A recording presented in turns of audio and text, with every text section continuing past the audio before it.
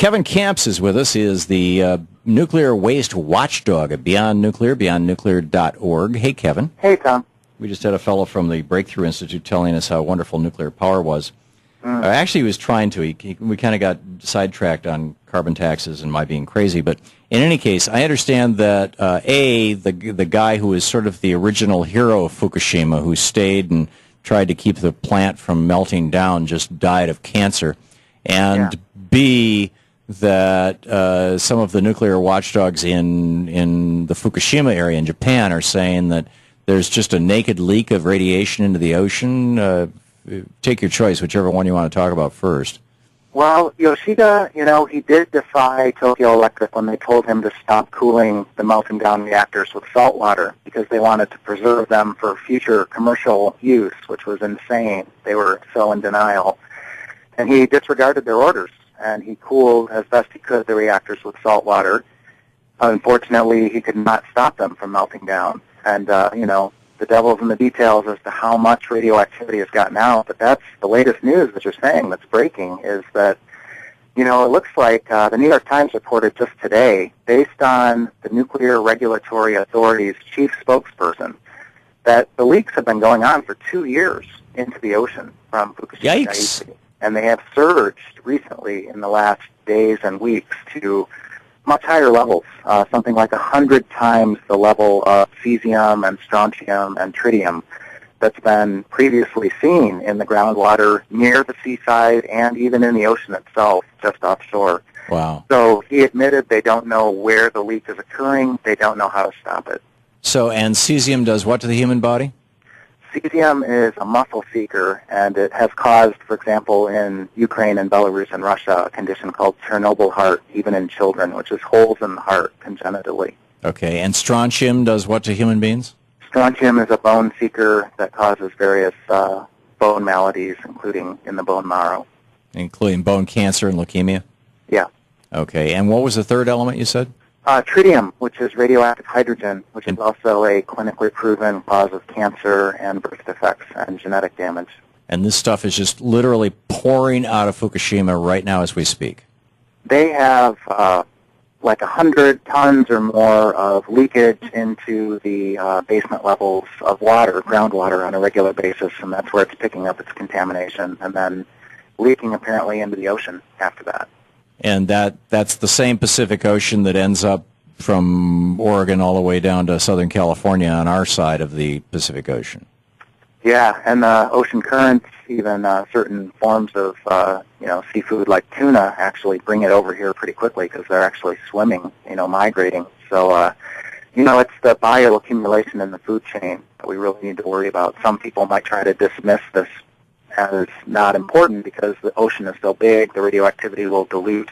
But the bioaccumulation is what reverses that process, and we sit at the top of the food chain. Right. Now, I know, sometime back we talked, and you were telling me about efforts, volunteer groups who are putting together monitoring stations, both for air and water, but also looking for things like cesium in the fish.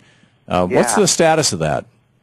Well, the Fukushima Fallout Awareness Network is one of the great coalitions happening in North America, and they're really urging the U.S.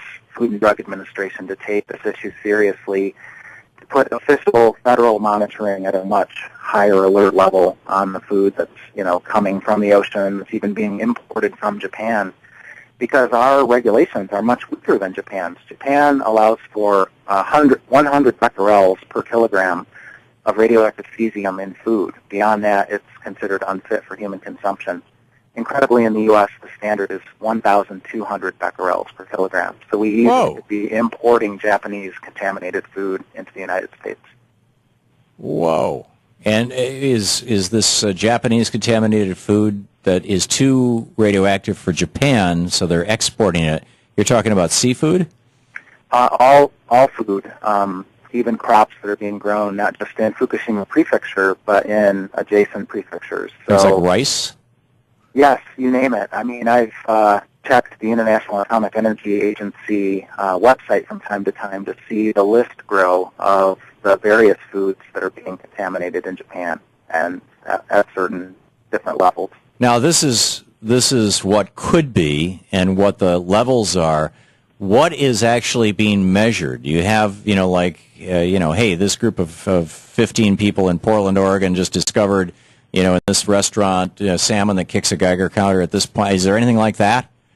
I think it's still in the initial stages to try to set up those kind of systems. I mean, it's even been forced on the people of Japan to do their own food analysis because their government, which is in bed with the nuclear industry, isn't doing anywhere near an adequate job. So, for example, there's a family in in Osaka, that has set up its own food monitoring system. They paid something like $10,000 or $15,000 to acquire it from Ukraine, of all places, who have to deal with the aftermath of Chernobyl. And they are checking the food not only for their own children, but for their children's schoolmates. And so they've set up kind of a single elementary school governing its own children's food supply. And what are they finding? Well, I haven't heard recently, but they are on guard against their children eating any contaminated food above a certain level. Yeah, amazing. And that above the certain level, that's where the devil's in the details, because there is no safe level of radiation. That's right. Artificial radioactivity is harmful. Very for risk of cancer. Period. No nukes. BeyondNuclear.org is the website. Kevin Camps, the Nuclear Waste Watchdog. Thanks, Kevin. Okay, thank you, Tom. Always great talking to you. If you want more information, get over to BeyondNuclear.org. We'll be right back. A team of Japanese researchers is expressing concern more than 2 years after the accident at the Fukushima Daiichi nuclear plant. They found high levels of radioactivity in fish almost 100 kilometers from the plant. The scientists caught several Japanese sea bass off Hitachi City that contain levels of radioactive cesium exceeding 1,000 becquerels per kilogram. The amount is more than 10 times the government safety limit. In April 2011, several other fish caught in the same area also contain levels of cesium above 1,000 becquerels. The researchers are trying to find out why fish are still tainted more than 2 years after the accident.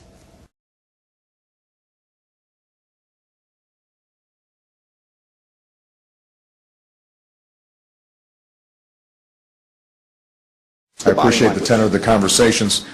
I think it will actually yield results before the end of the year, and I look forward to continuing this dialogue in the months ahead. Thank you very much, everybody.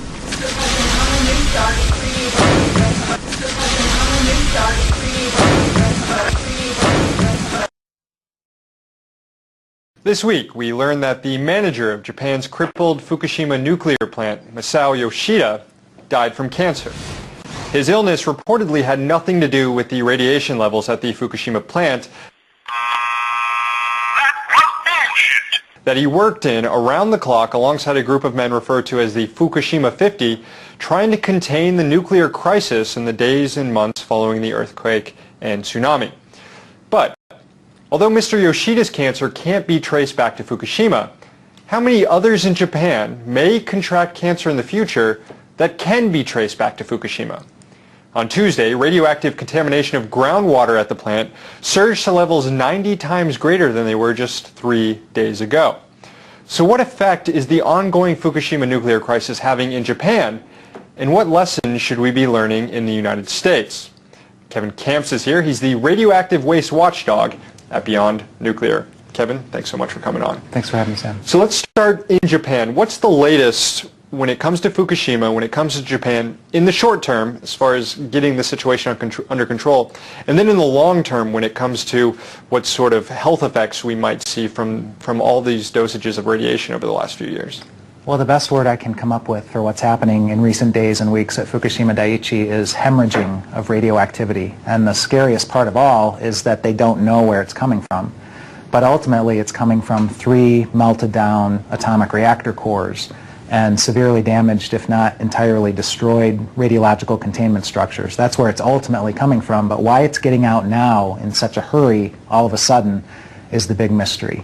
And this is despite the fact that they have growing tank farms that are stretching now off-site kind of into the hillsides, holding just countless hundreds and thousands of tons of highly radioactively contaminated water, some of which we know are also leaking. So what it looks like is that this leakage at a faster rate or a slower rate has been going on for over 2 years at this point. And this really is a crisis that the world has never confronted before this sort of nuclear crisis. I mean, we've had nuclear crisis, Chernobyl, 3 Mile Island. This one at Fukushima is different. So they're kind of flying by the seat of their pants trying to contain it. And here we are, more than 2 years past it, and you say we have these tanks now being lined up. How long can this continue to go on? It seems like an impossible situation, and you know what Tokyo Electric has tried to get away with is convincing the government, the people in the area, the fishermen especially, that releasing some of the contents of those tanks might be an okay thing to do. And they haven't gotten away with it yet, intentionally releasing. But what's going on is unintentional, it's out of control, leakage pathways that they claim not to even know about. How much of the Fukushima disaster was caused, or at least made worse, by the design of the plant itself?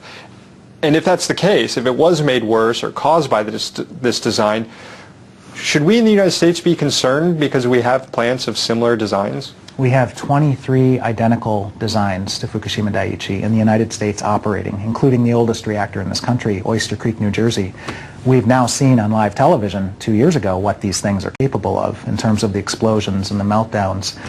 They knew as early as 1972 at the U.S. Atomic Energy Commission that this design of containment was too small and too weak, and yet they continued to license these things. And we've lived with a game of Russian roulette in terms of the safety risks for 40 years now. These are also building designs that include putting these waste pools at the top of the building, which has proven to be a pretty big problem in the cleanup at Fukushima.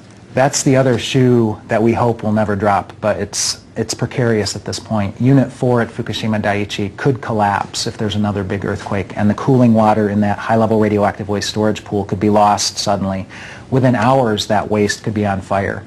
The situation in the U.S. is that we have multiple times more waste in our pools than is contained in Unit 4, and they are vulnerable to various natural disasters or terrorist attacks or accidental drops of heavy loads that could drain the water away. Or potentially earthquakes and other natural disasters. I mean, Fukushima, that was caused by an earthquake and a tsunami that came through. How many plants in the United States are in similar precarious situations on fault lines or on coasts or near flooding zones? I think we had one, I forgot what state it was last year, that came dangerously close to being flooded.